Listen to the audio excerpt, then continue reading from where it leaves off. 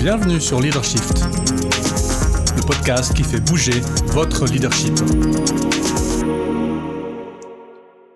Bonjour, c'est Vincent, bienvenue dans un nouvel épisode de Leadershift.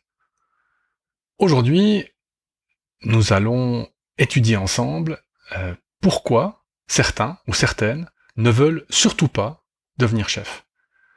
L'idée de cet épisode m'est venue d'un article publié dans Philosophie Magazine qui introduit la chose suivante. Emmanuel Macron semble avoir quelque peu peiné à trouver son premier ministre, ou sa première ministre d'ailleurs. Selon plusieurs sources, il a même essuyé des refus, notamment de la part de Véronique Bédague et Valérie Rabault. Comme elle, nombreux sont les individus qui ne cèdent pas à l'appel des sommets, qu'ils soient politiques ou économiques. De quoi ces refus sont-ils le nom ? Faut-il y voir de simples divergences idéologiques ? Un rejet plus général du pouvoir ou encore autre chose. 4 philosophes nous expliquent pourquoi on peut désirer ne pas trop s'élever dans la hiérarchie sans pour autant avoir à culpabiliser. C'est l'introduction d'article que j'ai trouvée intéressante parce qu'effectivement, elle interroge notre volonté ou notre envie d'être ambitieux, d'être chef dans le monde politique comme dans le monde économique. Alors, je vous propose de lire l'article qui est court, et puis ensuite de voir qu'est-ce que ça suppose comme notion du chef ou de la hiérarchie ou de la chef, et qu'est-ce que nous pourrions avoir à en dire.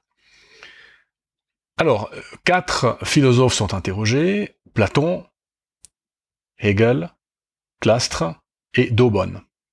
On verra comment est-ce que ces 4 nous interpellent par rapport à notre envie ou notre ambition d'être chef. Alors Platon, parce que nous préférons nous consacrer à d'autres tâches plus nobles.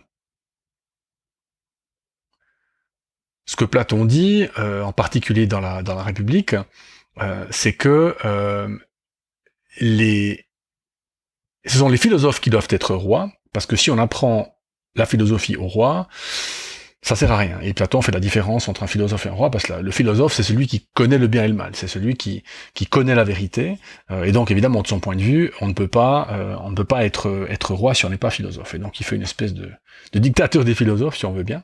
Alors bon, je suis pas un grand fan de Platon, pour être honnête, puisque c'est en particulier à cause de lui qu'on pense en termes dual, en termes duo, en termes de séparation d'esprit ou de l'âme, en tout cas de l'esprit et du corps, ce qui est évidemment une hérésie.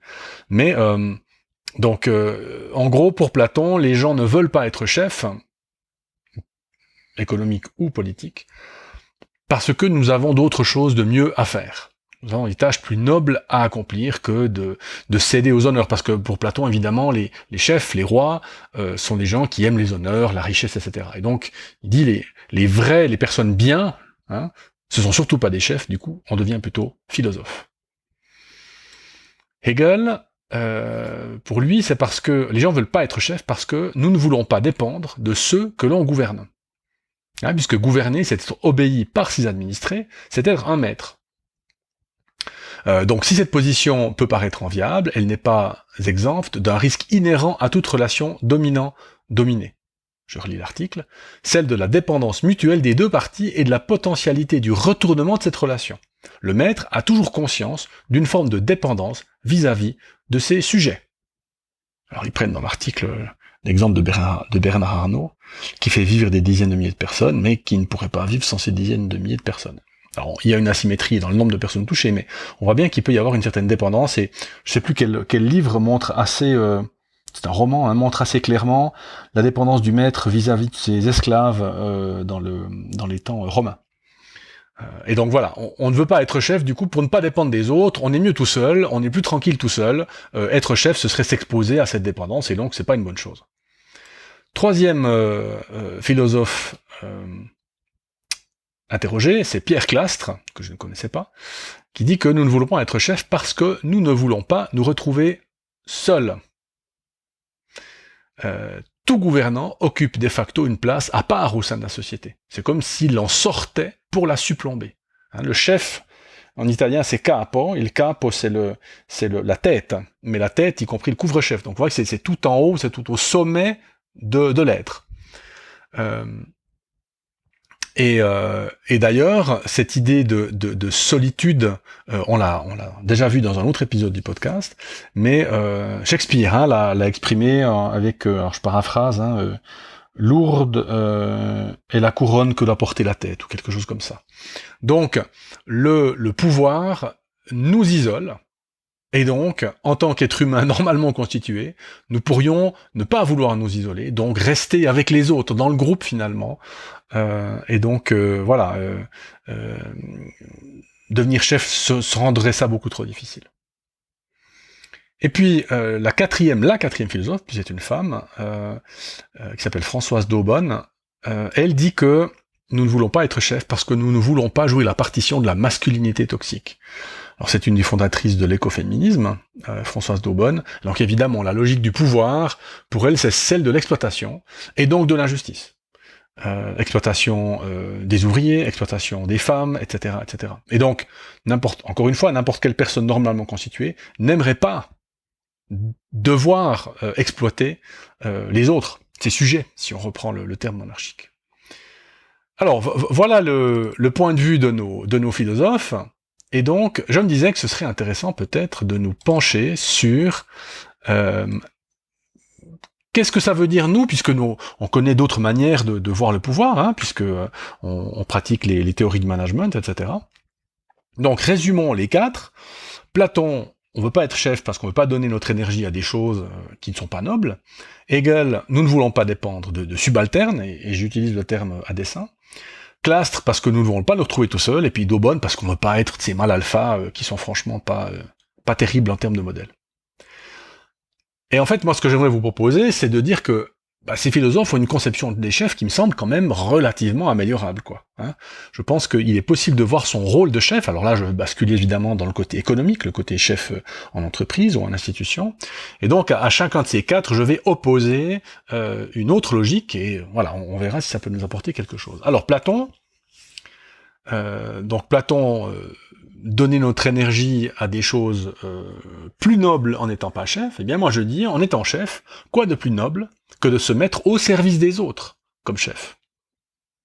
Quoi de plus noble que de se mettre au service des autres? Qui a dit que il ne pouvait pas y avoir de noblesse à être chef, avoir un rôle de chef, si, dans ce rôle, nous pensons que notre fonction, notre rôle, c'est justement de nous mettre au service des autres. Donc, dans ce cas-là, moderniser sa perception du rôle de chef veut dire sortir de la logique des honneurs, la logique de la hiérarchie.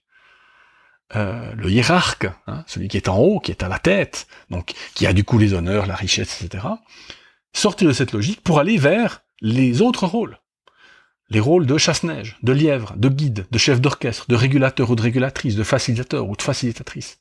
Tous ces rôles sont des rôles qui nous permettent, d'une manière ou d'une autre, finalement, de nous mettre au service des gens avec qui nous travaillons, plutôt que des gens que nous dirigeons. Alors, je sais qu'on dit dirigeant parce que faut bien trouver un mot pour expliquer ce rôle de manager, mais je pense que de prendre comme modèle un chasse-neige, un lièvre, le lièvre pas l'animal, le lièvre celui qui dans les courses cyclistes ou les courses d'athlétisme ouvre la voie, il se prend les mouches, il se prend le vent, mais derrière, on a une équipe hyper performante, qui fonctionne bien, le rôle du guide, plus connu, le rôle du chef d'orchestre, qui aide en fait à jouer la partition, le rôle de régulateur ou de régulatrice, qui aide le groupe à fonctionner, ou le rôle de facilitateur, ce qui peut revenir au même. Donc voilà mon contre-exemple, ou mon contre-argument à Platon. Pour Hegel, je dirais à Hegel, quoi de plus beau que de dépendre de gens que l'on apprécie et que l'on aime. Finalement, moderniser sa perception du rôle de chef, c'est sortir de la logique de dépendance et entrer dans celle de l'interdépendance, du partenariat.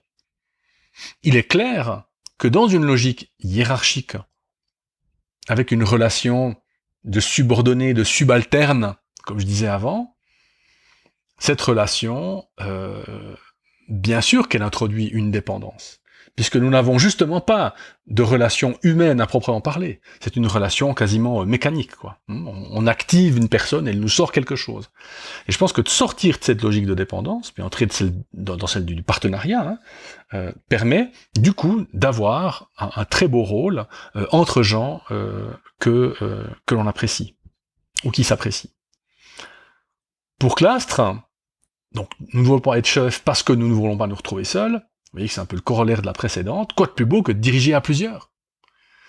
Donc moderniser sa perception du rôle de chef, c'est sortir de la logique de la solitude du pouvoir, qui est liée à une espèce d'exceptionnalisme latent, c'est je suis chef, donc je suis différent, donc je peux pas vraiment partager, donc je suis seul, et entrer dans la logique de la reconnaissance de compétences individuelles et collectives, qui, du coup, cette reconnaissance est inhérente à tous les modes de management modernes. Mais même déjà les modes de management des années 60 ou 70, les modes délégatifs, les modèles Toyota qui datent des années 70, les modes d'équipe autonome, toutes ces théories du management, RC Blanchard, etc. Toutes ces modes de management visent à introduire de la relation du partenariat et de la co-direction au sein des entreprises, des organisations. Donc finalement, pourquoi pas le faire? Et je pense que là, Clastres dirait, effectivement, nous ne sommes pas vraiment seuls parce que nous partageons le pouvoir. Et enfin, pour Madame d'Aubonne, qui dit, nous ne voulons pas reproduire la masculinité toxique du modèle de hiérarchie ou de chef ambiant, quoi de plus beau qu'un beau mâle toxique? Non, je plaisante. Quoi de plus beau qu'une logique de la personne entière? Ni mâle ou ni masculinité toxique, ni féminité toxique aussi, mais une belle personne entière dans toute sa splendeur. Et donc là, moderniser sa perception du rôle de chef, c'est laisser tomber la notion d'exploitation et vraiment accueillir celle de partenariat. De dire qu'on peut construire quelque chose dans une entreprise, on peut construire cette logique. Donc, vous voyez finalement que ces 4 philosophes, alors qui pour certains d'entre eux sont morts depuis quand même un certain nombre d'années, en tout cas pour Hegel et Platon, eh bien je pense qu'il est possible de penser la notion de pouvoir, la notion de chef, finalement, autrement que à travers les bons vieux modèles du passé. Et que je pense que dans cette réflexion-là, alors il est possible, de construire autre chose de beaucoup plus intéressant. Voilà, j'espère que cet épisode vous a plu. À la semaine prochaine. Ciao.